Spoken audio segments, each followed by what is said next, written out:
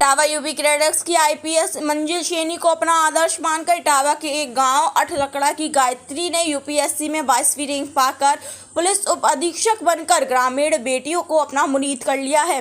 BO Etawah के Maheva block की अठलकड़ा गांव की रहने वाली गायत्री यादव ने यूपीएससी में 22वीं रैंक पाकर घर वालों के साथ जिले के लोगों को मजबूत इरादों की प्रेरणा दी। पिता किसान, मां गृहिणी और एक बड़ा भाई की अकेली बहन लाडली है। गायत्री इटावा के एसपी बनकर आई मंजिल सैनी को 2015 में 11वीं क्लास में पढ़ रही थी। गायत्री ने समाचार पत्रों में देखकर मन में दृढ़ निश्चय किया कि मुझे भी पुलिस अधिकारी बनना है और इस जुनून के साथ स्नातक की पूरी पढ़ाई करके प्रयागराज जाकर यूपीएससी की तैयारी करने लगी और इस वर्ष यूपीएससी में 22वीं रैंक पाकर इरादा सिद्ध कर दिए। इटावा से स्टेट हेड विनीत कुमार की रिपोर्ट।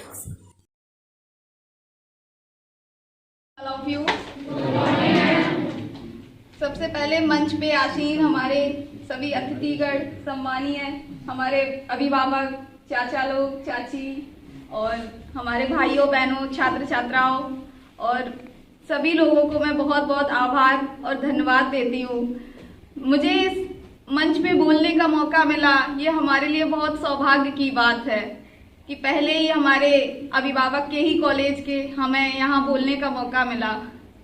बच्चों मैं बस इतना ही कहूंगी कि आप जो भी पढ़िए, जैसे भी पढ़िए, जो भी आपको करना है, पहले अपना गोल डिसाइड करिए कि हमको क्या बनना है और उसके लिए उसको जीना चाहिए। पहले कि हम नित्य प्रतिदिन उसको जिएं, उसको सोचें कि हमको ये बनना है, हमको जो बनना है, डॉक्टर बनिए, इंजीनियर बनिए, वैज्ञानिक बनिए, सिविल सेवा में जाइए, क्योंकि शिक्षा एक ऐसा माध्यम है जिसमें हमें इन्वेस्ट नहीं करना पड़ता है।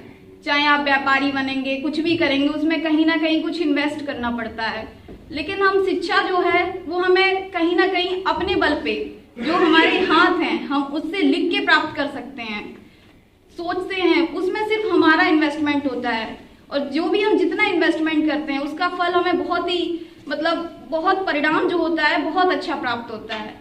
जैसे कि भीमराव अम्बेडकर जी ने कहा है कि शिक्षा वो शेरनी का दूध है, हम जितना पिएंगे उतना दहाड़ेंगे। तो हमें लगता है कि आप अपना गोल डिसाइड करिए। आप अभी उस एज में हैं जहां से जो नींव है वो अभी से पड़ जाएगी तो एक बिल्डिंग जो है बहुत मजबूत बनती है। आप अपने लक्ष्य को डिसाइड करिए, माता पिता, गुरुजनों का सबका सम्मान करिए और जो भी पढ़िए, जैसे भी पढ़िए, गुरुजनों से डरना नहीं है कि हमको नहीं आ रहा है तो हम पूछ नहीं पाते हैं। कभी कभी मुझे भी बहुत डर लगता था, मैं क्लास में खड़े होकर बात नहीं कर पाती थी। तो ये है कि हमें अपनी हेजिटेशन निकालनी है, अपने गोल को डिसाइड करना है, तो हम जो प्राप्त करना चाहते हैं सब प्राप्त कर सकते हैं, चाहे आप कितने भी बड़े पद पर जा सकते हैं। Thank you so much.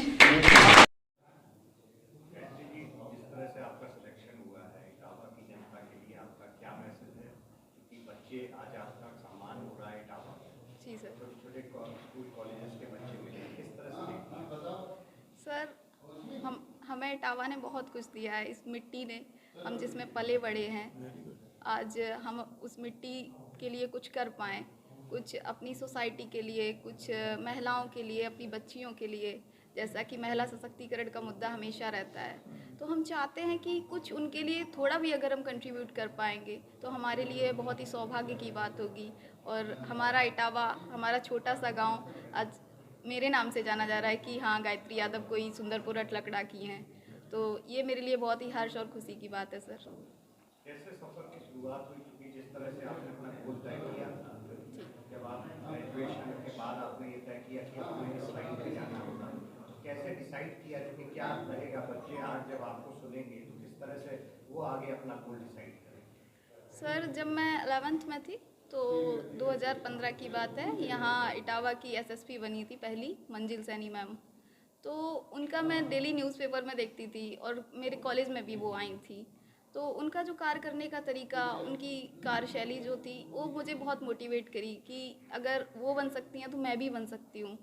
तो ये एक चीज़ थी कि तब उस टाइम से हमेशा मेरे माता पिता और मैं, क्योंकि सर कोई भी आप पढ़ाई करते हैं तो एक अंदर से इनर मोटिवेशन रहता है कि मुझे ये करना है, तो ये मेरे अंदर भी था कि मुझे उनके जैसा बनना है, तो ये एक कारण था। उनको तो आपने आइडियल माना, फिर किस तरह से आपने किसका सपोर्ट आपको मिला? मदर, फादर, पेरेंट्स या कोई फ्रेंड्स आपके, किस तरह आपको आगे बढ़ा? जी सर, माता पिता का तो सपोर्ट होता ही है, लेकिन इसमें मेरे भैया जो हैं उनका बहुत सपोर्ट रहा, हमारे फूफा जी का बहुत सपोर्ट रहा।